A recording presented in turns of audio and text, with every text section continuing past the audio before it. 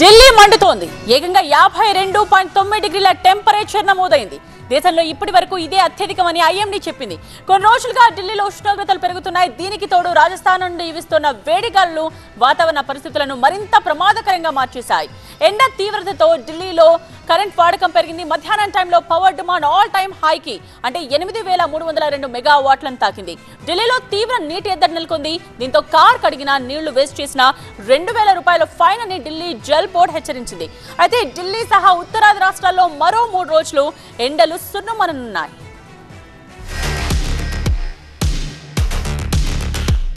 ఢిల్లీలో మండుతున్న సూర్యుడు, అగ్నిగోళంగా మారిన ఢిల్లీ. ముంగేష్పూర్లో 52.9 డిగ్రీల టెంపరేచర్. రాత్రిపూట భగభగ మండుతున్న భానుడు. ఢిల్లీలో సూర్యుడు మండిపోతున్నాడు, అగ్నిగోళంగా మారిపోయాడు. బుధవారం రికార్డు స్థాయిలో ఉష్ణోగ్రతలు నమోదయ్యాయి. ముంగేష్పూర్లో అత్యధికంగా 52.9 డిగ్రీల టెంపరేచర్ నమోదైనట్లు వాతావరణ శాఖ అధికారులు వెల్లడించారు. వారికోస్ వెయిన్స్ వ్యాధికి కేవలం 30 నిమిషాల్లో చికిత్స. కాల్ చేయండి 9989527715. ఇప్పటి వరకు భారత్లో నమోదైన అత్యధిక ఉష్ణోగ్రతల్లో ఇదే హైయెస్ట్. 2002లో 49.2 డిగ్రీల ఉష్ణోగ్రతే ఇప్పటి వరకు అత్యధికమంటున్నారు వాతావరణ శాఖ అధికారులు. ఈసారి ఎండలు హాఫ్ సెంచరీ క్రాస్ చేయడంతో ఢిల్లీ వాసులు మాడిపోతున్నారు. అయితే పొద్దున్నే కాదు, రాత్రిపూట కూడా సూర్యుడు భగభగ మండిపోతున్నాడు. నైట్ టైంలోనూ 30 డిగ్రీలకు పైగా ఉష్ణోగ్రతలు నమోదవుతున్నాయట.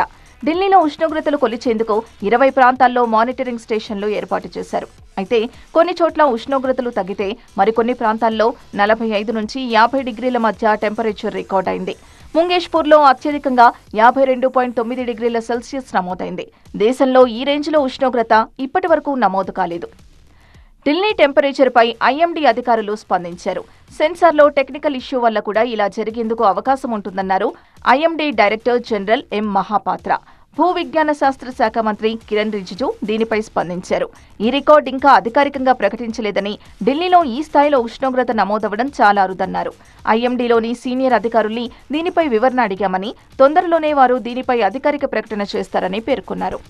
మరోవైపు మండుతున్న ఎండలతో ఢిల్లీలో విద్యుత్ వినియోగం అమాంతం పెరిగింది. 8302 మెగావాట్ల విద్యుత్ డిమాండ్ ఉంది.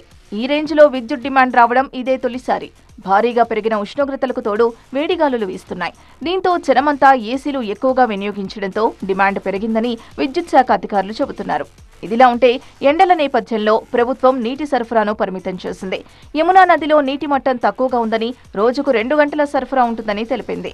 నీటి సమస్య ఉన్నా లేకపోయినా ప్రజలంతా నీటిని పొదుపుగా వాడుకోవాలని సూచిస్తున్నారు.